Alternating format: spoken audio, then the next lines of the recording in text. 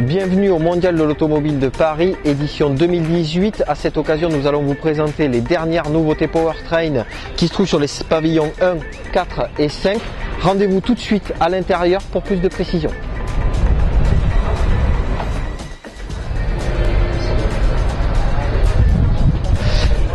Sans oublier les conférences de l'équipe COPS qui se dérouleront les 8 et 9 novembre prochains. Nous vous attendons.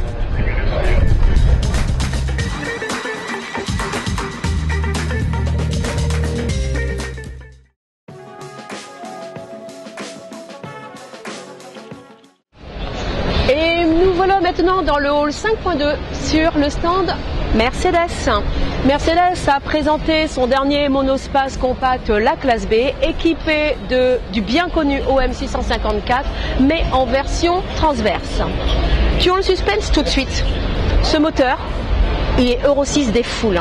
Et maintenant que j'ai toute votre attention, parlons maintenant des adaptations que Mercedes a fait pour passer d'un Euro 6B version longitudinale à un Euro 6 des foules en version transverse. Tout d'abord, Mercedes a retravaillé l'admission d'air. Et comme exemple particulier, le travail du refroidisseur de l'EGR HP. Passons maintenant à la dépollution. Et 1, et 2, et 3, et 4. C'est ça la différence majeure pour passer à Euro 6 des foules. Un catalyseur d'oxydation, un catalyseur SCR sur filtre à particules suivi d'un volume de SCR et enfin en position sous plancher, un dernier volume de SCR. Attention, ce volume n'est pas représentatif du volume réel. Encore un petit point particulier pour l'Euro 6 des foules. Le mixeur a été entièrement retravaillé. Enfin, petite cerise sur le gâteau, ou sur la forêt noire, pourrais-je dire. Daimler s'est développé sa propre boîte DCT du rapport.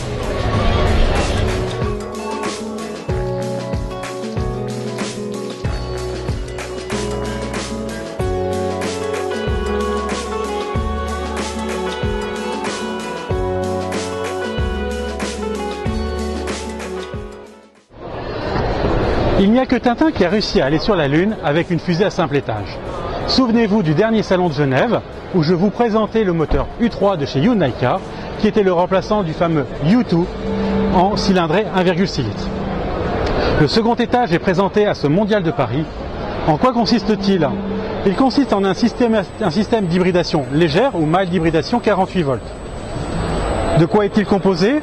En premier lieu d'un alternodémarreur d'une puissance de 10 kW et cet alternodémarreur est associé à ce boîtier. Ce boîtier comprend une batterie lithium-ion polymère de 0,4 kWh ainsi qu'un convertisseur de tension DC-DC 12-48 volts. Ce boîtier est refroidi par air, nous voyons ici les écopes d'entrée d'air, le ventilateur ainsi que la bouche d'extraction. Outre des fonctions classiques de boost, de récupération d'énergie et de stop and start, Hyundai Car revendique sur sa CID une possibilité de roulage en tout électrique. Et le troisième étage de la fusée, me direz-vous? Il s'agit du nouveau 2 litres, lui aussi en version mild hybride 48 volts, qui est sur le Ka Sportage.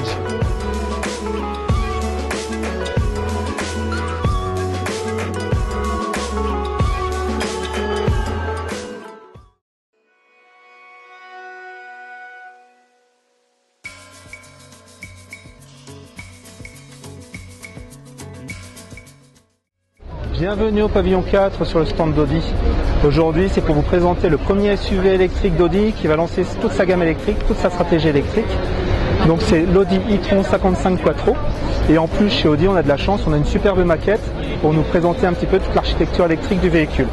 Alors, dans les grandes lignes, on va retrouver un moteur électrique à l'avant asynchrone d'une puissance de 134 kW. À l'arrière, on va avoir un moteur électrique aussi asynchrone, on verra la spécificité tout à l'heure, avec une puissance de 165 kW pour une puissance globale cumulée des deux moteurs électriques de 265 kW. Une spécificité de chaque moteur, c'est qu'ils embarquent tous les deux chacun leur onduleur permettant de commander toute la partie puissance.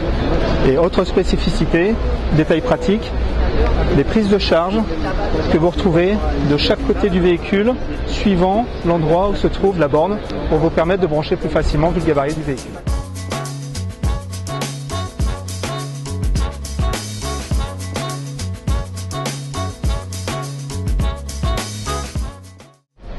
Nous allons faire un focus sur la batterie de l'e-tron. On va retrouver une batterie sous plancher de 95 kWh pour une autonomie WLTC annoncée aux alentours de 400 km. Cette batterie est composée de 36 modules de 12 cellules chacun, avec une partie qui se trouve sous la banquette arrière superposée à la partie sous plancher. L'ensemble est refroidi par eau et pour une masse totale d'environ 700 kg.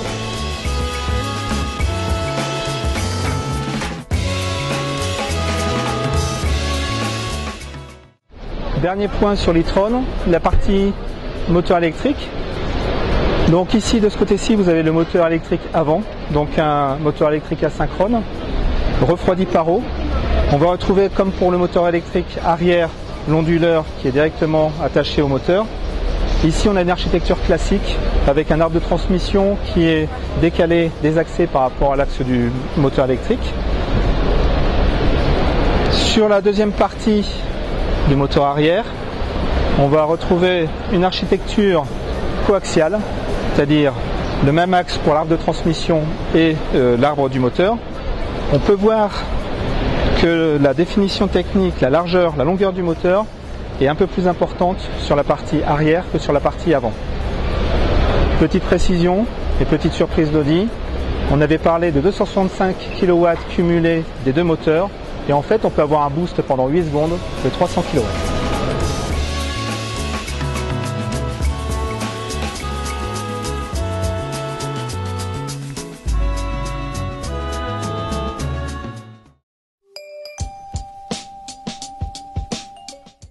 Bonjour, je vous propose de vous montrer la présentation d'Ezin au Salon de Paris 2018 dans le Hall 4.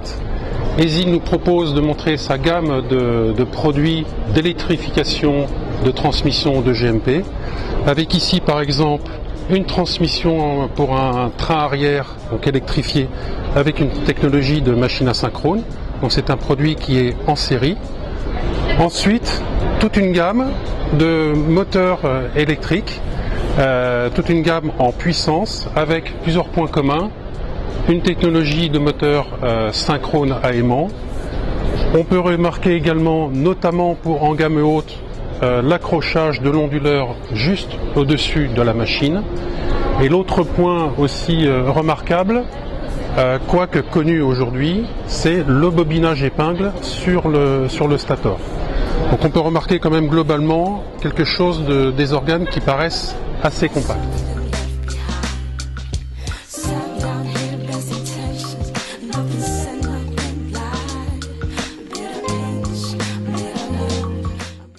Alors en quelque sorte la deuxième partie du stand d'Ezin, où là ce sont des produits qui consistent à électrifier la transmission complète de GMP, en l'occurrence de GMP transversaux.